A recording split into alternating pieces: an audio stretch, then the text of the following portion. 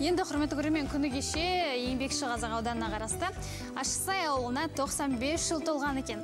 Ауылдың туған күнін ашсайлықтар сән салтанатымен атап өткен.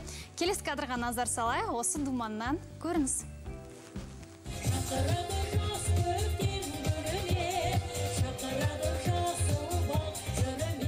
95 жыл.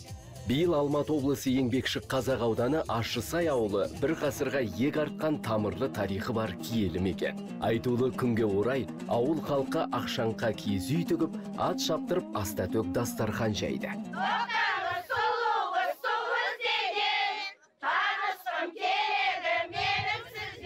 Халықтың қарасы қалың, көңіл күйі көтеріңкі.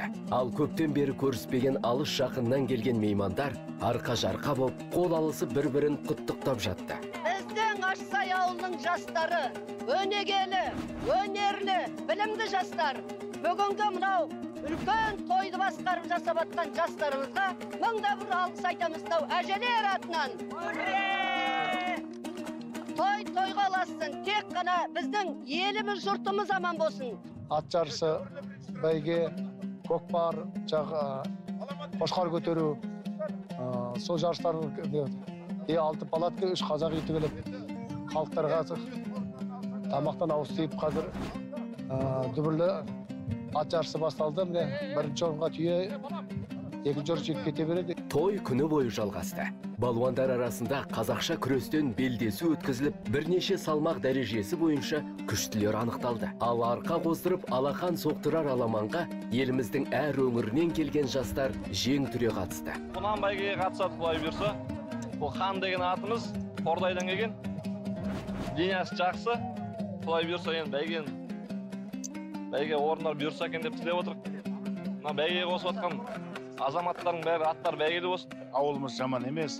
Ауызбіршілігі ауылдың, халықтың бүгінгі күнкөрісі, тіршілігі жақсы.